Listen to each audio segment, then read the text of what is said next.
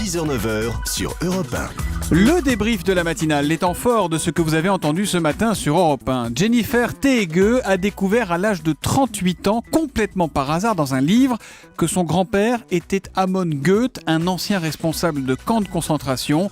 Elle témoignait à 7h45 dans l'interview Vérité d'Europe 1. J'étais sur choc et à la maison, je me rappelle, je me mise devant le miroir dans mon salle de bain et je trouvais de même rides dans notre visage. Vous trouvez que vous aviez des rides Oui. qui lui ressemblaient, que vous lui ressembliez à votre grand-père devant la glace ? Et c'est la même ride qui existe dans le visage de mon grand-père. Ça m'a terrifiée. Voilà, elle sort un livre qui s'appelle Amon, mon grand-père m'aurait tué. C'est publié chez Plomb. Beaucoup de réactions, hein. C'est sans doute le sujet qui vous fait le plus réagir ce matin. À commencer par Isabelle Moton sur Twitter. C'est une bonne chose qu'elle n'ait pas su qui son grand-père était en grandissant. En tant qu'adulte, c'est plus facile à gérer. Un an après la fermeture de l'usine PSA d'Aulnay-sous-Bois, que sont devenus les salariés ? Julien Pierce a mené l'enquête pour la rédaction d'Europe 1. Écoutez ces salariés, c'était à 7h30 tout à l'heure. J'ai passé un certain nombre de tests jusqu'au moment de l'entretien où on m'a fait comprendre que je ne correspondais pas au profil du poste recherché.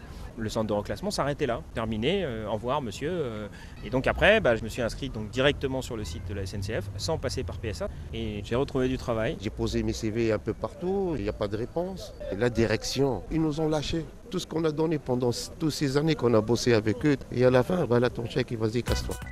Alors que le drapeau noir de l'État islamique flotte sur une partie de Kobané, notre stratégie militaire pour lutter contre ces terroristes est-elle vraiment suffisante ? Est-elle la bonne ? Pour le général Vincent Desportes, qui était mon invité pour la question qui fâche de 7h15, il faut une plus grande mobilisation, y compris de la Turquie.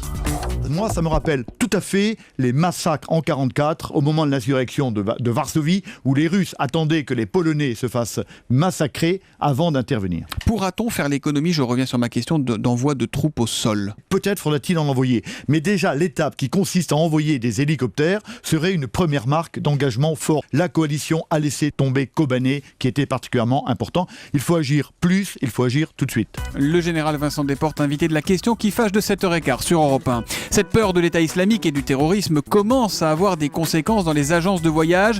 Les réservations sont en chute libre, comme nous l'expliquait notre journaliste Elisabeth Assayag tout à l'heure. C'est là encore un sujet qui vous a énormément fait réagir, comme Michel qui nous appelle du Ménil-Hénard, c'est en Seine-Maritime. Bonjour Michel. Bonjour Thomas. Alors, quelle est votre question mon cher Michel ?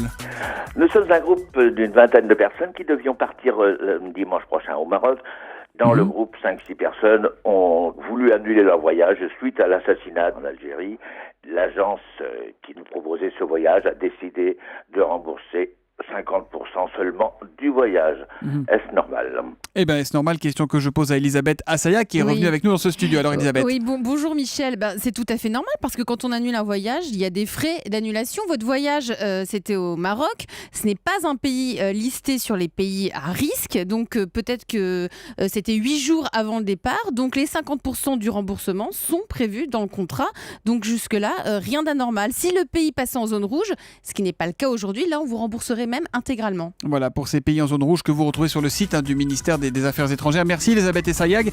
Si comme Michel vous avez des questions à nous poser, c'est très simple, vous nous appelez pendant la matinale le matin au 39 21 et vous intervenez dans le débrief de la matinale. Autre possibilité de vous exprimer, Twitter avec le hashtag E1matin, Europe1.fr ou encore la page Facebook d'Europe 1.